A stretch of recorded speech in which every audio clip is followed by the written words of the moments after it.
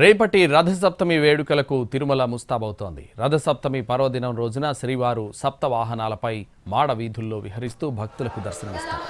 వైకుంఠ ద్వార దర్శనం టోకెన్ల జారీ సందర్భంగా జరిగిన తొక్కిసలాట ఘటనతో అప్రమత్తమైన టీటీడీ కట్టుదిట్టమైన భద్రతా ఏర్పాట్లు చేస్తుంది.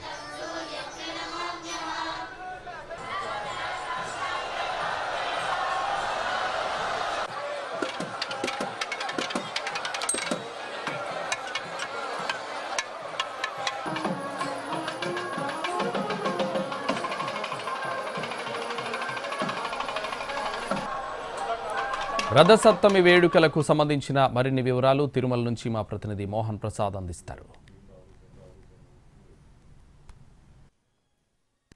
శ్రీవారి ఆలయంలో రథసప్తమి వేడుకలు వైభవంగా నిర్వహించేందుకు టీటీడీ ఏర్పాట్లు చేస్తుంది. రేపు ఉదయం 5:30 గంటలకు స్వామివారి వాహన సేవలు ప్రారంభమవుతాయి. ఒక్కరోజు బ్రహ్మోత్సవంగా పేర్కొనేటటువంటి రథసప్తమి పర్వదినం రోజున స్వామివారు సప్త వాహనాలపై మాడవీధిలో వేరుస్తూ భక్తులకు దర్శనమివ్వనున్నారు. రేపు ఉదయం 5:30 గంటలకు సూర్యప్రభ వాహనంపై మాడవీధుల్లో మలయప్ప స్వామి భక్తులకు దర్శనమివ్వనున్నారు. ఇక 9 గంటలకు చిన్నశేష వాహనంపై, 11 గంటలకు గరుడ వాహనంపై, 1 గంటకు హనుమంత వాహనంపై మలయప్ప స్వామి మాడవీధుల్లో వేరేస్తూ భక్తులకు దర్శనమివ్వనున్నారు. మధ్యాహ్నం 2 గంటలకు శ్రీవారి పుష్కరిణిలో చక్రస్నాన కార్యక్రమాన్ని నిర్వహించనున్నారు. ఇక సాయంత్రం 4 గంటలకు కల్పవృక్ష వాహనంపై శ్రీదేవి భూదేవి సమేతుడైనటువంటి మలయప్ప స్వామి వారు భక్తులకు దర్శనమిస్తే సాయంత్రం 6 గంటలకు సర్వభూపాల వాహనంపై శ్రీదేవి భూదేవి సమేతుడైనటువంటి మలయప్ప స్వామి భక్తులకు దర్శనమివ్వనున్నారు. ఇక రాత్రి 8 గంటలకు చంద్రప్రభ వాహనంపై స్వామివారు భక్తులకు దర్శనమివ్వనున్నారు. ఒకే రోజు సప్త వాహనాలపై మాడవీధుల్లో వీరేస్తూ శ్రీవారు భక్తులకు దర్శనమిచ్చేటటువంటి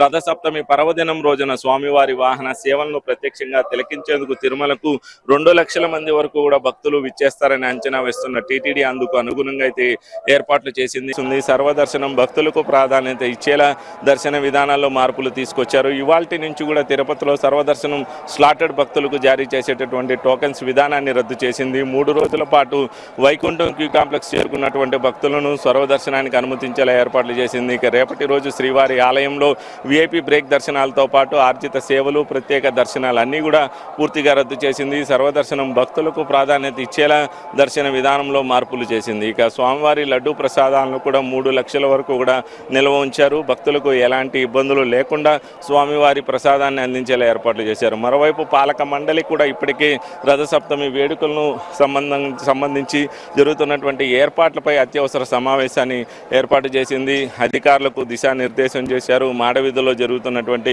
ఏర్పాట్లను స్వయంగా పర్యవేక్షించారు. ఇక రేపటి రోజు ఉదయం నుంచి కూడా స్వామివారి వాహన సేవలు ప్రారంభమవుతున్నటువంటి నేపథ్యంలో స్వామివారి వాహన సేవలను భక్తులు ప్రత్యక్షంగా తిలకించేటటువంటి ఘట్టాలన్నీ కూడా ప్రశాంత వాతావరణంలో జరిగేలా అయితే టీటీడీ అయితే ముందస్తు ఏర్పాట్లు చేసింది.